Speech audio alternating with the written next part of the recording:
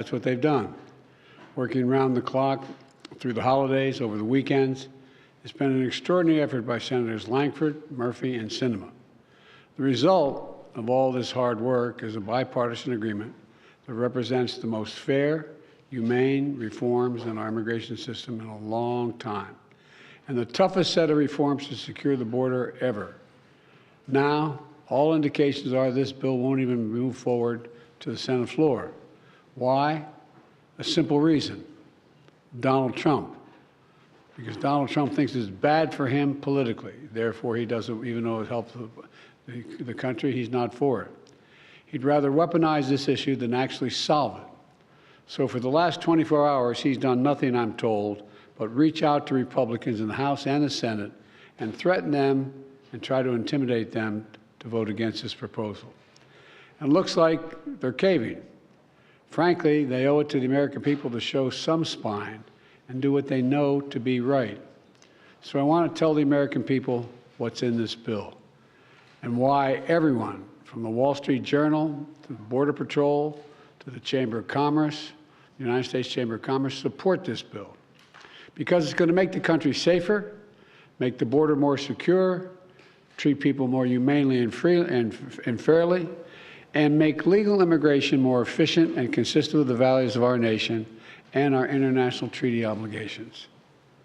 It would finally provide the funding that I've repeatedly requested, most recently in October, to actually secure the border. That includes an additional 1,500 border agents and officers to secure the border, to physically secure it. In addition, 100 cutting-edge machines to detect and stop fentanyl at the southwest border. We have that capacity. An additional 100 additional immigration judges to help reduce the year-long asylum backlog. You show up for asylum and the judge is supposed to talk to you. It takes a year to get that discussion going. This bill would also establish new, efficient, and fair process for the government to consider an asylum claim for those arriving at the border. Today, the process can take 5 to 7 years, as you all know. They show up at the border, get a bracelet, told to come back when called, 5 to 7 years from now, in country. That's too long, and it's not rational. With the new policies in this bill and the additional of 4,300 more asylum officers who spend hours, I might add, with each immigrant to consider their claims, whether they qualify, we'll be able to reduce that process to 6 months, not 5 to 7 years. This bipartisan bill will also expedite work permits so those who are here and who qualify can begin work more quickly. That's something that our governors, our mayors, and our business leaders have been asking me for and asking them for. All across the country, they've been asking for this. It'll also create more opportunities for families to come together for business, to hire additional workers. And for the first time in 30 years, this bipartisan legislation increases the number of immigrant visas for people legally able to come to this country through ports of entry. And it ensures that for the first time that vulnerable, unaccompanied young children have legal representation at the border. This bill would also give me, as president, the emergency authority to temporarily shut down the border when it becomes overwhelmed. The numbers are talking over 5,000 people trying to get in one day. The bill, if the bill were law today, it would qualify to be shut down right now while we repair it. Bottom line is, this bipartisan bill is a win for America because it makes important fixes to our broken immigration system. And it's the toughest, fairest law that's ever been proposed relative to the border. Now, it doesn't address everything that I wanted. For example, we still need a path of documentation for those who are already here. And we're not walking away from true immigration reform, including permanent protections and a pathway to citizenship for young dreamers who came here when they were children and who have been good citizens and contribute so much to our country. But the reforms in this bill are essential for making our border more orderly, more humane, and more secure. That's why the Border Patrol Union, which, by the way, endorsed Donald Trump in the 2020 election, endorses this bill. These are the people whose job it is to secure the border every single solitary day. They don't just show up for photo ops like some members of Congress. They're there to do their job. This is the risk, the thing many of them risk their lives doing every single day. And they decided, the Border Patrol decided, this gives them the tools they need to do the job, more personnel across the board. It's also why the U.S. Chamber of Commerce endorsed this bill, because they know this bill is not just good for the border, it's also good for American business and for the American economy. And it's why the Wall Street Journal endorsed the bill, with the headline this morning which reads, quote, "A border security bill worth passing. The Senate has reforms Trump never came close to getting." That's the quote from the Journal. This bill would also address two other important priorities. First, it provides urgent funding for Ukraine. I'm wearing my Ukraine tie, my Ukraine pin, which I've been wearing because they're in dire straits right now defending themselves against a Russian onslaught, a brutal conquest. The clock is ticking. Every week, every month that passes without new aid to Ukraine means fewer artillery shells, fewer air defense systems, fewer tools for Ukraine to defend itself against this Russian onslaught. Just what Putin wants. Ukrainians are fighting bravely. You know, many of you look around the room here have followed me in this for a long time. I pulled together a coalition of over 50 nations to support them. On the phone, talking to these leaders. We unified NATO. Remember when we first came to office? NATO was well, they're all together and actually increased the size of NATO. We can't walk away now. That's what Putin's betting on. Supporting this bill is standing up to Putin. Opposing this bill is playing into his hands.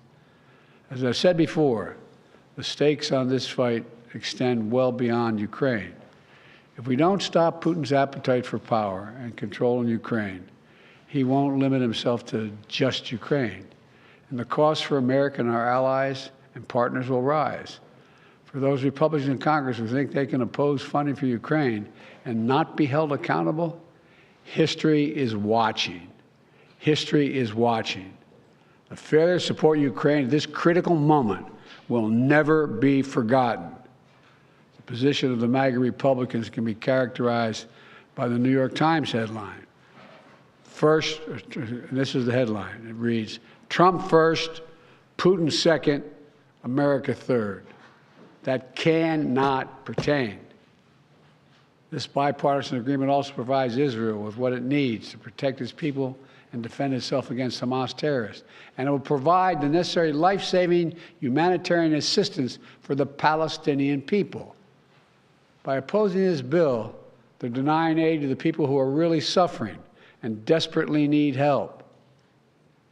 You know, there's more work to get this done over the finish line, and I want to be clear. Doing nothing is not an option. Republicans have to decide. For years, they said they want to secure the border. Now they have the strongest border bill this country has ever seen. We're seeing statements about how many oppose the bill now. Look, I understand the former president is desperately trying to stop this bill because he's not interested in solving the border problem. He wants a political issue to run against me on. They've all but said that across the board. No one really denies that I'm aware of. The American people want a solution that puts an end to the empty political rhetoric, which has failed to do anything for so long. We have to get the resources to the border to get the job done.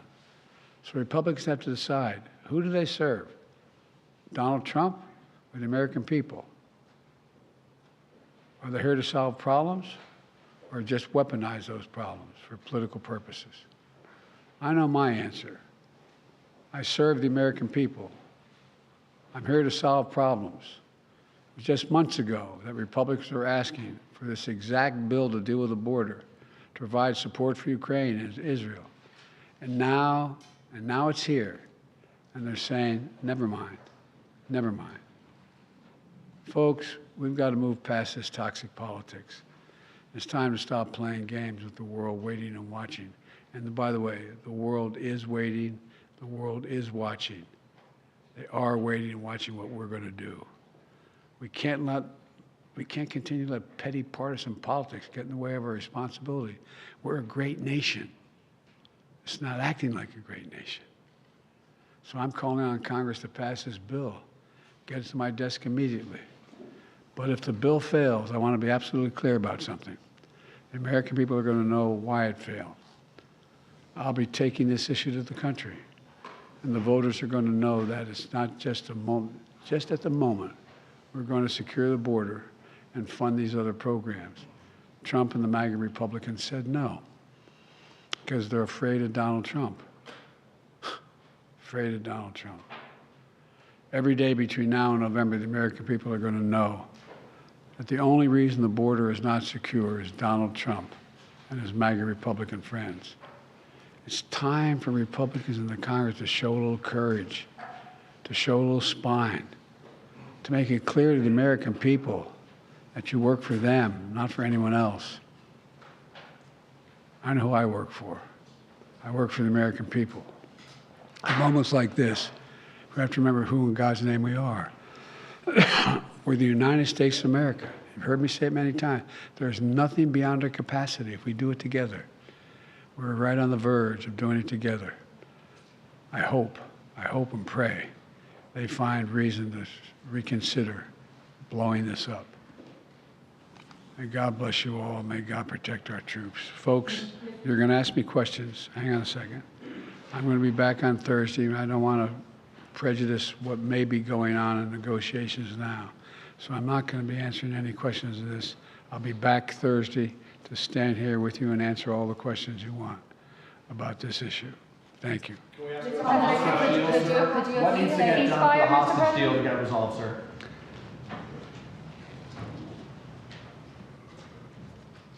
This indirectly has a lot to do with the hostage deal and what's going on in the Middle East. The decision on what we do relative to Israel, the decision what we do in terms of American funding, of whether we're going to engage with the situation in Ukraine. It all goes to the question of American power. It all goes to, does America keep its word? Does America move forward? There is some movement, and I don't want to, well, maybe choose my words. There's some movement. There's been a response from there's been a response from the opposition, but yes, I'm sorry, from Hamas, but it seems to be a little over the top. We're not sure where it is. There's a continuing negotiation right now. Mr. President, if this bill fails, would you consider supporting something separate that just addresses Israel or Ukraine? I'm not going to concede that now. We need it all. The rest of the world's looking at us, and they really are. Mr. President, trust this Congress does not have immunity, Mr. President. Your reaction to that ruling?